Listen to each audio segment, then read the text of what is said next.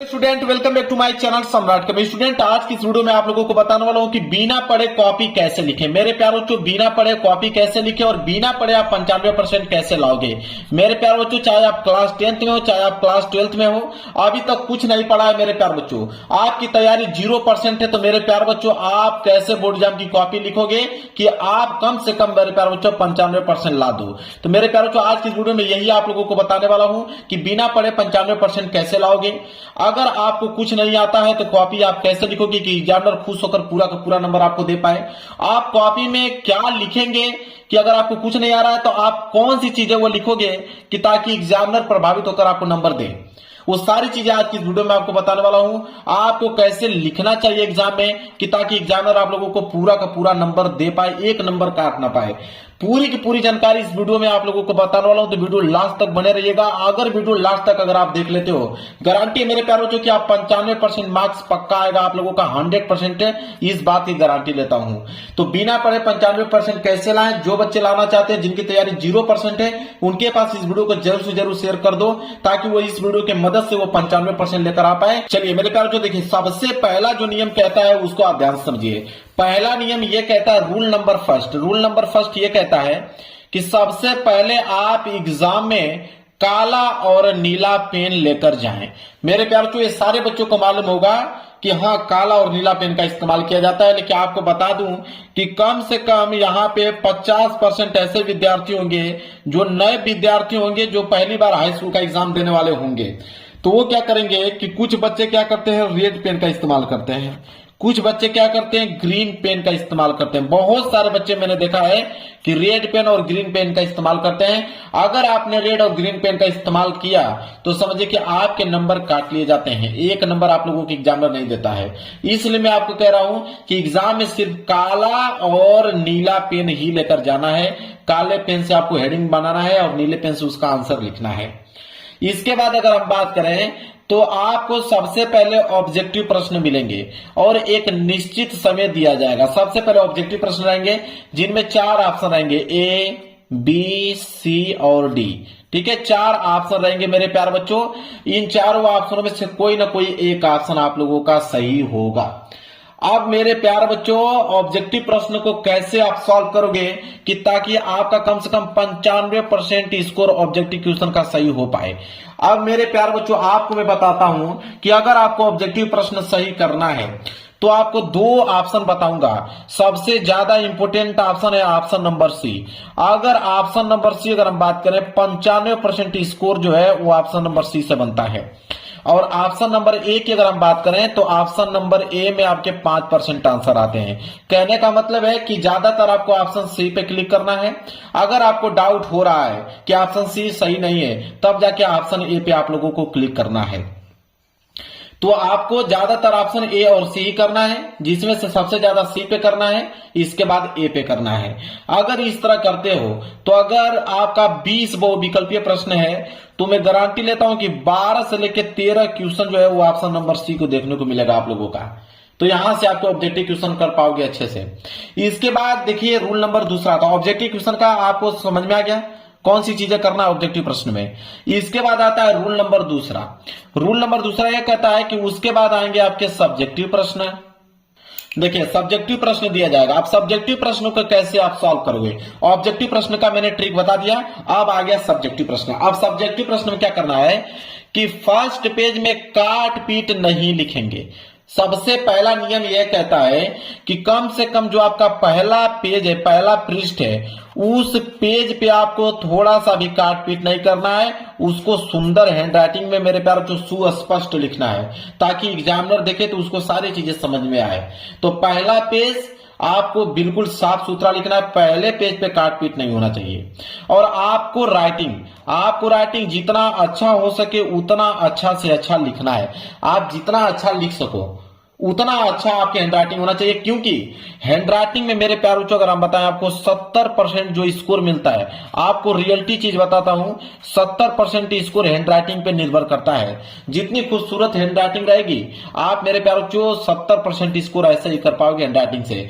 बाकी आप प्रश्न कैसे करना है, कैसे लिखना है, बस आप धैर्य बनाए रखिए, मैं लास्ट में आपको खुद बता दूंगा। कोई प्रश्न अगर बिल्कुल नहीं आ रहा है, बिल्कुल भी कोई प्रश्न अगर नहीं आ रहा है, तो उसको आप कैसे लिखकर पूरा का पूरा नंबर ले पाओगे मैं खुद बताने वाला हूं। तो क्लियर आ गया। पहले पेज में आपको काट पीट नहीं करना है, यह सोचिए कि पूरी कॉपी में ही काट पीट नहीं करना। अगर पूरी कॉपी में अगर काट पीट नहीं करोगे तो समझिए कि नंबर तो बहुत ज्यादा ही आपको मिलने वाले हैं, और हैंड राइटिंग आपकी अच्छी होनी चाहिए। इसके बाद आता है रूल नंबर तीसरा। रूल नंबर तीसरा क्या कहता है उसको समझिए। रूल नंबर तीसरा यह कहता है कि जब आपको प्रश्न कॉपी मिलेगा तो उस समय आप प्रश्न को सही सही जरूर पढ़ें। बहुत सारे बच्चे गलती क्या करते हैं कि जब उनको कॉपी मिल जाता है और पेपर मिल जाता है तो वो बिना पढ़े तुरंत लिखना स्टार्ट कर देते हैं, और बहुत सारे बच्चों को तो कुछ समझ आता ही नहीं है, तो वो कॉपी लेकर और पेपर लेकर बैठे ही रहते हैं।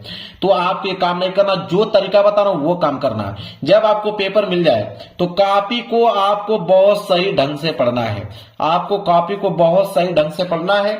और पढ़ने के बाद जो प्रश्न आपको लग रहा है कि थोड़ा बहुत कि मैं इसको कर सकता हूं, उस पर आप ट्रिक लगा दीजिए कि हाँ इसका आंसर पूरा तो नहीं मालूम है लेकिन मैं बनाकर थोड़ा बहुत लिख सकता हूं, तो उसको आप ट्रिक लगा लीजिए। और जो प्रश्न अगर आपको आ रहा है सही सही, उसको आप पहले ट्रिक लगा लीजिए और उसको पहले करना है। जब उसको पहले करोगे तो आप कभी भी काट पीट नहीं कर सकते हो, क्योंकि वो प्रश्न आपको याद होगा, आप सही सही लिखोगे।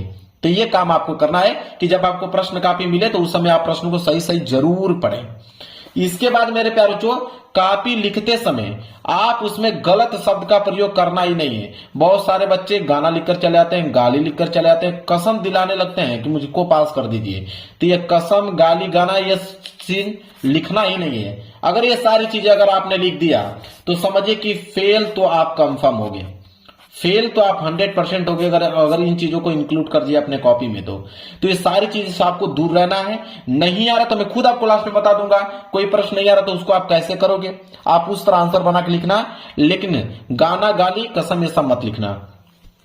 अब आएंगे रूल नंबर 4 की तरफ। रूल नंबर 4 क्या कहता है उसको समझिए। रूल नंबर चौथा यह कहता है कि सभी प्रश्नों का जवाब देना है, कोई भी प्रश्न छोड़ के नहीं आना है। मेरे प्यारों, जो सबसे इंपॉर्टेंट चीज यह है कि आपको यही काम करना है। अगर आपको 95% लाना है तो पहला नियम तो यही कहता है कि अगर उसमें 20 प्रश्न दिए हैं या 25 प्रश्न दिए हैं या 30 प्रश्न, जितना भी प्रश्न दिया गया है, आपको एक प्रश्न भी छोड़कर नहीं आना है। सारे के सारे प्रश्नों का जवाब देना है, भले ही आप बनाकर उसको लिखो या जो मैं तरीका आपको बताऊंगा उस तरीका से लिखो, गलत ही कुछ ना कुछ लिखो उसमें बनाकर, लेकिन आपको एक भी प्रश्न छोड़ना नहीं है। अगर एक भी प्रश्न नहीं छोड़ोगे, जो तरीका बताऊंगा उसको अपनाकर लिख दोगे, 95% मार्क्स बिल्कुल आप लोगों का पक्का हो जाएगा। देखिए मेरे प्यारों, जो आगे क्या है कि अगर आपको आता है, अगर कोई भी प्रश्न अगर आपको आता है तो पूरा लिखें, नहीं तो आधा भी जरूर लिखें। बहुत सारे बच्चे क्या करते हैं कि जब उनको कोई भी प्रश्न आधा आता है तो वो आधा लिखना नहीं चाहते हैं, वो सोचते हैं कि गलत हो जाएगा। ऐसा कुछ होता ही नहीं है। अगर कोई प्रश्न अगर आपको आधा आता है तो उसका आधा लिखिए, और जो मैं ट्रिक बताऊंगा उस ट्रिक के मदद से आधा लिख दीजिएगा, आपका प्रश्न पूरा हो जाएगा। तो जो प्रश्न अगर आपको आता है तो उसको पूरा ही पूरा लिखें, नहीं तो आधा भी आ रहा है तो उसको जरूर से जरूर लिखें, और आधा प्रश्न का उत्तर जो मैं ट्रिक बताऊंगा उस ट्रिक की मदद से लिख दीजिएगा।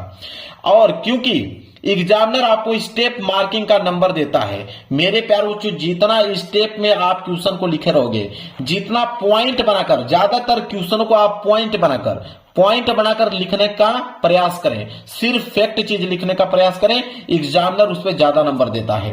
तो जितना पॉइंट बनाकर चीजों को लिखोगे, जितना स्टेप में लिखोगे, ज्यादा बढ़ा चढ़ाकर थोड़ा सा एक्सप्लेन करके लिखोगे, नंबर उतने ही अधिक आपको मिलने वाले। यही काम आपको करना है।